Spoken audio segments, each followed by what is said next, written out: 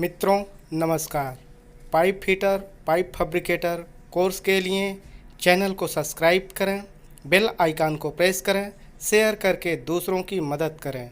धन्यवाद। आज का हमारा कार्यक्रम रोलिंग ऑफसेट पे है, तो आइए जानते हैं रोलिंग ऑफसेट होता क्या है। जहाँ पर हॉरिजॉन्टल रोलिंग और वर्टिकल रोलिंग दोनों एक साथ में हो, वहाँ पर बॉक्स रोलिंग होता है। उसको हम रोलिंग ऑफसेट भी कहते हैं और डबल रोलिंग भी कहा जाता है।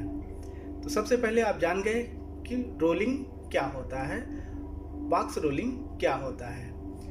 अब इसको देखने के लिए सबसे बड़ी पहचान ये है कि ये जो लाइन हमारी जा रही है, इसमें सबसे ज़्यादा कन्फ्यूजन यहाँ पे होता है कि कौन सी हमारी मेन लाइन होती है, क्योंकि इसमें डबल रोलिंग होती है, हॉरिजॉन्टल रोलिंग भी होती है और वर्टिकल रोलिंग, दोनों रोलिंग एक साथ में होती है, तो इसलिए कन्फ्यूजन होता है। तो हमारी जो मेन लाइन होगी उसमें ये ज्वाइंट के सिंबल बने होंगे। जैसे ये ज्वाइंट के जो सिंबल बने हुए हैं, यह मेन लाइन में बनी होती है, बाकी ये दोनों त्रिभुज होते हैं।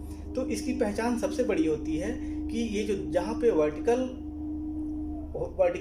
और हॉरिजॉन्टल दोनों का त्रिभुज एक साथ में हो, दोनों का ये दिखाया गया हुआ आइसोमेट्रिक ड्राइंग में, वहाँ पर ये बॉक्स रोलिंग बनता है।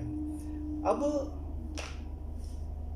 इसकी पहचान जो है यह दोनों त्रिभुज को ही देख करके किया जाता है। दूसरी में इसका कोऑर्डिनेशन देखा जाता है। जहाँ पर भी ये दोनों रोलिंग होंगे, हॉरिजॉन्टल और वर्टिकल दोनों रोलिंग जहाँ पर भी होगा, यानी कि रोलिंग ऑफसेट जहाँ पर भी बनेगा, वहाँ पर कोऑर्डिनेशन चेंज होगा। कोऑर्डिनेशन क्या? इसकी नॉर्थिंग, इसकी ईस्टिंग और एलिवेशन, ये दोनों चीज़ें चेंज रहेंगी। तो दूसरी पहचान हो गई।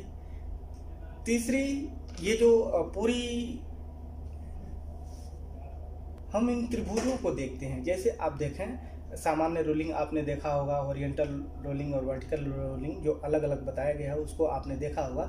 तो उसमें एक एक चीज़ को बताया गया है। यहाँ पे दोनों एक साथ में होते हैं। जैसे यहाँ पे जैसे ये लाइन जा रही है, तो आप देखेंगे हर एक आइसोमेट्रिक ड्राइंग में कहीं ना कहीं नॉर्थ बना के दिया गया होगा, चाहे इस कोने में या इस कोने में या इस कोने में या इस कोने में, और एरो की तरफ यन लिखा गया होगा।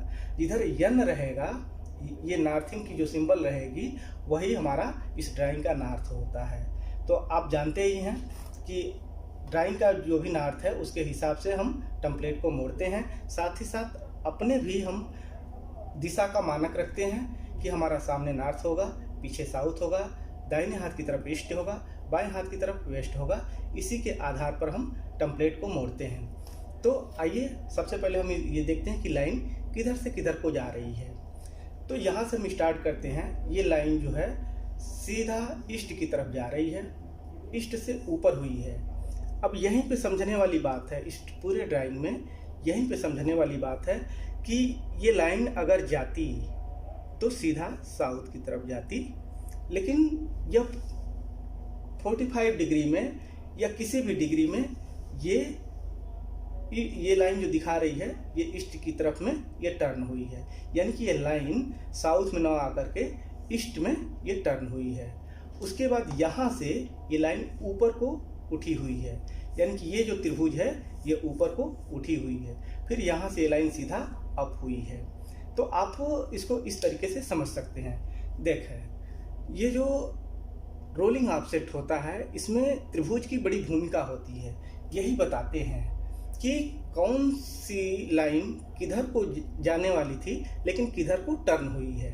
जैसे यहाँ पर ये लाइन अगर जाती तो सीधा साउथ की तरफ जाती, लेकिन साउथ की तरफ न जा करके ये ईस्ट की तरफ में टर्न हुई है, यानी कि ईस्ट की तरफ घूमी हुई है। ये डिग्री कितना हो भी हो सकता है, 45, अधिकतर 45 डिग्री होता है, लेकिन ये डिग्री कितना हो भी हो सकता है, चेंज हो सकता है, 90 डिग्री से कम रहेगा। और यहाँ से उसके बाद ये लाइन ऊपर को हुई है, यानी कि ये भी डिग्री कुछ भी हो सकती है। एज पर साइड का कंडीशन के आधार पे आइसोमेट्रिक जो बनाया जाता है, ये डिग्री कुछ भी हो सकती है, लेकिन यहाँ पे आप 45 डिग्री का मान के चलें। फिर यहाँ से ये लाइन जो है ऊपर को हुई है। तो अभी आपने समझा कि इसका मेन कैसे जा रही है लाइन। दूसरे शब्दों में हम आपको इसका टेम्पलेट मोड़ के दिखाते हैं। तो आइए, ये टेम्पलेट है अब इसका टेम्पलेट हम मोड़ते हैं।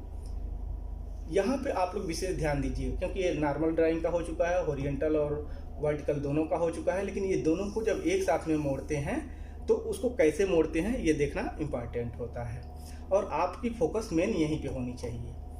तो सबसे पहले ये लाइन जो है वेस्ट से ईस्ट की तरफ गई है, जैसे हमारे बाएं हाथ से दाहिने हाथ की तरफ वेस्ट से ईस्ट को हुई है। अब यहाँ से ये लाइन जो है अब यहाँ तक आ गई, यहाँ से अब ऊपर की तरफ अब ये लाइन जा रही है, अप हुई है, ठीक। अब ये अप होने के बाद में ये अप हुई है। अगर ये लाइन जाती तो सीधा साउथ की तरफ जाती है, सिंपल सी बात है, सीधा साउथ की तरफ जाती है। लेकिन साउथ की तरफ न जा करके ये लाइन जो है ईस्ट की तरफ में मुड़ी हुई है, यानी कि हमारे दाहिने हाथ ईस्ट की तरफ में 45 डिग्री मान के चल रहे हैं, तो 45 डिग्री में ऐसे मुड़ी हुई है। अब आप ऐसे समझाएं, अगर ये लाइन आती तो सीधा या इधर को आती, लेकिन ये इतना डिग्री जो है ईस्ट की तरफ मुड़ी हुई है।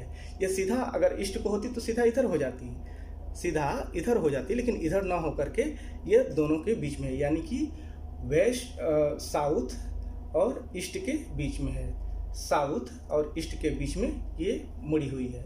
अब दूसरी चीज़ कि यहीं से ये लाइन ऊपर को उठी हुई है, डिग्री कोई भी हो सकता है, लेकिन आप 45 डिग्री मान के चलें कि ये डिग्री जो है 45 डिग्री में ऊपर को उठी हुई है, यहीं से ये जो देख रहे हैं, तो यानी कि यहाँ, यानी कि ए एल्बो, अब यहाँ से हम ऊपर को उठा देंगे 45 डिग्री में। फिर ये लाइन, अब ये हमारा ये एल्बो क्लियर हो गया, ये पोजीशन हमारा क्लियर हो गया, ये पोजीशन हमारा क्लियर हो गया। अब यहाँ से जो यहाँ तक हम पहुँचे हैं, तो यहाँ से ये लाइन फिर ऊपर को हुई है। हमारी जो टेम्पलेट है ऐसे ही मोड़ा जाता है। एक बार और आप गौर करें कि ये लाइन जो है ये कहाँ से कहाँ ये त्रिभुज जा रही है। देखिए, कोई भी रोलिंग हो, कोई भी वर्टिकल हो, हॉरिजॉन्टल हो, कोई भी रोलिंग हो या बॉक्स रोलिंग हो, इसमें जो है मुख्य भूमिका ये त्रिभुजों का ही होता है। त्रिभुज अगर देख गए आप, त्रिभुज समझ में आ गया तो आपको टेम्पलेट मोड़ना आसान हो जाता है। अभी आप इसी में देखें, ये तो आप जानते ही हैं कि ये लाइन जो है सीधा ईस्ट को जा रही है, ईस्ट से अप हुई है।